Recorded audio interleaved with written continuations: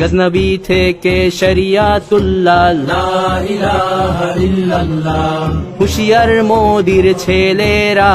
লা ইলাহা ইল্লাল্লাহ, লক্ষণ সেনের সন্তানেরা লা ইলাহা ইল্লাল্লাহ, হিন্দের দুর্গ দখল করব লা ইলাহা ইল্লাল্লাহ,